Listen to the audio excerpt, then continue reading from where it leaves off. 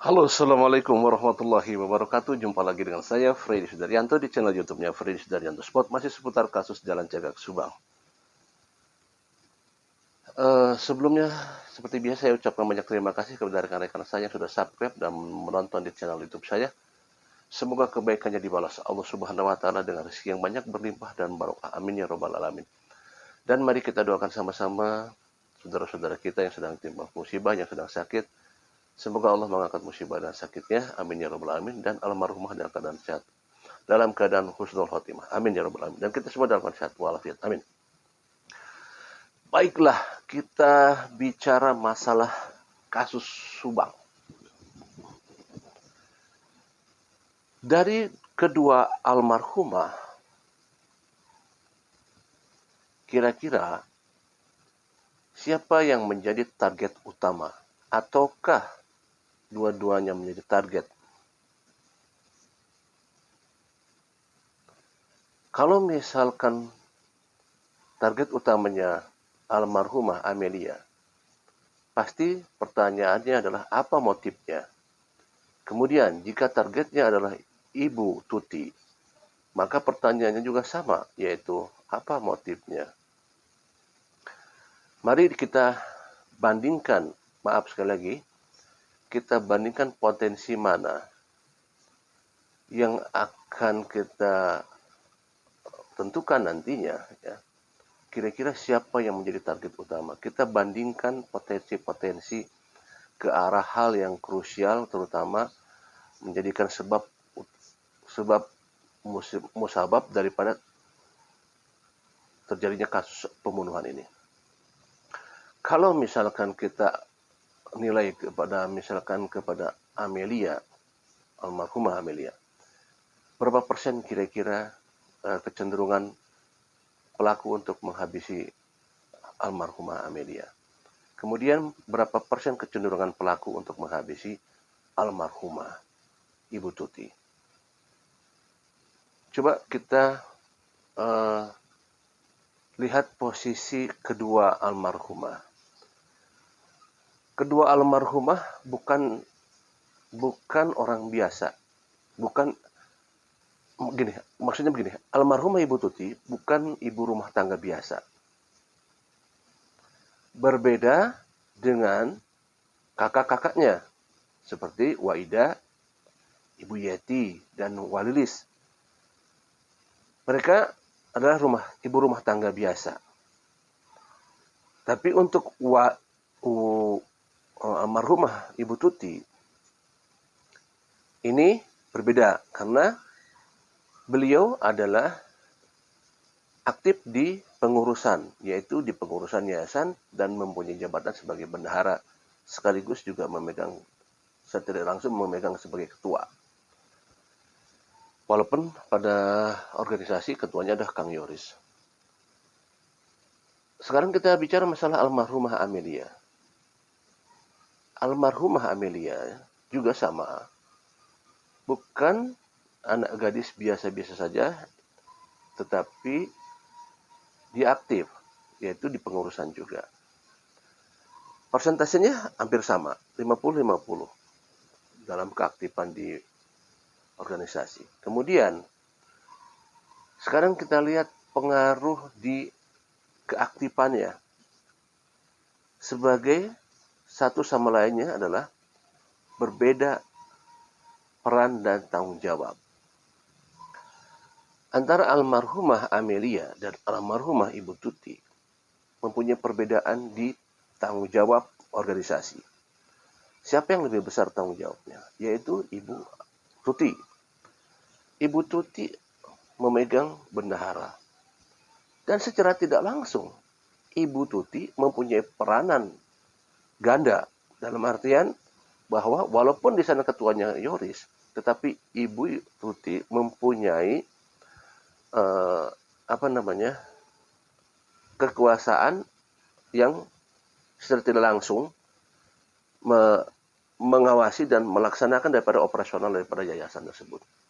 Terakhir yang kita ketahui bahwa informasi dari Yoris bahwa Pak Yosef itu tidak digaji dan tidak pernah mendapatkan penghasilan. Dan kita ketahui Kang Yoris, Ibu Tuti, dan Amel lah yang mendapat penghasilan, sedangkan Pak Yosep tidak mendapatkan penghasilan. Nah, artinya bahwa kekuasaan sepenuhnya itu sebenarnya sudah ada di Bu Tuti almarhumah. Artinya antara Amelia dan Ibu Tuti, maka yang punya lebih tanggung jawab adalah Ibu Tuti. Sehingga peran-peran yang hal-hal yang menentukan terutama masalah operasional, termasuk masalah budgeting, adalah ada di Ibu Tuti. Oke, itu masalah organisasi dan yayasan. Sekarang saya akan bicara masalah sosial.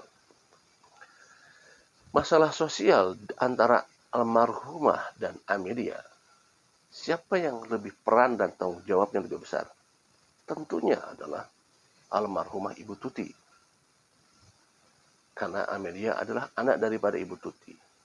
Sehingga dari kehidupan sosial Amelia, maka dikontrol oleh Ibu Tuti. Kehidupan, perilaku, kegiatan yang dilakukan oleh Amelia itu dalam pengawasan Ibu Tuti tentunya, dan itu pasti. Artinya antara Amelia dan Ibu Tuti, maka ada perbedaan yang sangat mencolok, yaitu di mana peran-peran maksimal itu ada di Ibu Tuti. Nah, kita kembalikan ke pertanyaan awal. Jadi siapakah sebenarnya target utama daripada pelaku? Maka ada kemungkinan adalah target utama dari pelaku adalah orang yang mempunyai peran ganda. Orang yang mempunyai peran lebih. Baik itu di organisasi yang sedang dijalankan, baik itu di kehidupan rumah tangga juga, ya, baik itu di kehidupan sosial. Di kehidupan rumah tangga kita ketahui bahwa Ibu Tuti hubungan dengan terutama dengan suami udah tidak seperti dulu, sejak pada saat suami sudah mempunyai istri muda, sehingga ada sedikit kasih sayang yang tercurah ya kepada orang lain, sehingga mengakibatkan tidak menutup kemungkinan adalah rasa sakit hati, ya cemburu dan lain sebagainya lah ya, itu pasti ya, karena terbagi. Nah, dan kita ketahui juga bahwa peran daripada suami itu ya tadi terbagi dua. Nah, artinya sekali lagi, kehidupan sosial, kehidupan keluarga, Bu Tuti lah almarhum yang mempunyai peran ganda di sana, mempunyai kekuasaan yang maksimal. Nah, inilah mungkin jadi penyebab sebenarnya target utamanya adalah almarhumah Ibu Tuti. Tadi masalah operasional daripada sekolah dan yayasan, termasuk budgeting kontrol, itu semua yang megang adalah Ibu Tuti. Masalah kehidupan Amelia, yang memegang kuasa kontrol adalah Ibu Tuti. Maka pelaku secara tidak langsung, maka yang dihabisi adalah orang yang memang punya peran ganda. Di masalah yayasan, kalau misalkan memang ada konflik di yayasan, baik itu jabatan, baik itu masalah budgeting, keuangan, ya, bisa saja ada keuangan yang tidak maksimal, tidak maksimal diharapkan oleh orang lain, bisa jadi itu sebagai sumber daripada malapetaka ini. Atau juga bisa jadi berhubungan dengan Amelia, dengan kehidupan sosial, bahwa apa yang dilakukan oleh Amelia, apa yang terjadi dengan Amelia, maka itu dalam pengawasan Ibu Tuti. Kalau ada orang-orang yang bermasalah dengan Amelia, maka Ibu Tuti lah yang punya peran di sana. Ada ketidaksukaan antara Amelia dengan seseorang, maka Ibu Tuti yang ikut peran. Maka secara tidak langsung, jika itu orang itu bermasalah dengan Amelia, maka dia juga akan berhadapan dengan Ibu Tuti. Nah, secara tidak langsung berarti pelaku akan menghabisi. Pertama adalah Ibu Tuti sebagai orang yang memang berkuasa dalam segala hal ya, baik di yayasan, di sekolah, di kehidupan sosial, di rumah tangga, seperti itu. Nah, kenapa kok dua-duanya bisa tereksekusi? kalau kita lihat rentang waktu yang cukup jauh antara kematian Ibu Tuti dan Amelia, apa yang menyebabkan ini semua? Tidak menutup kemungkinan ada hal-hal yang krusial. Ada hal-hal yang krusial yang mendekati masalah antara kekuasaan yang dipegang oleh almarhumah Ibu Tuti. Sehingga pertamalah Ibu Tuti yang dihabisi. Apa yang penyebab Ibu Tuti tidak ada perlawanan? Karena memang inilah tujuan utamanya. Sehingga sangat dipersiapkan untuk melakukan eksekusi ini. Sehingga tidak ada perlawanan dari Ibu Tuti. Kalau kita lihat daripada kalau tidak ada perlawanan, berarti Ibu Tuti bisa bisa digambarkan bahwa Ibu Tuti dalam keadaan tidak tahu atau misalkan lagi tidur, bisa aja seperti itu, ya. Sehingga tidak ada perlawanan. Nah, kenapa sekarang almarhumah Amelia ada perlawanan?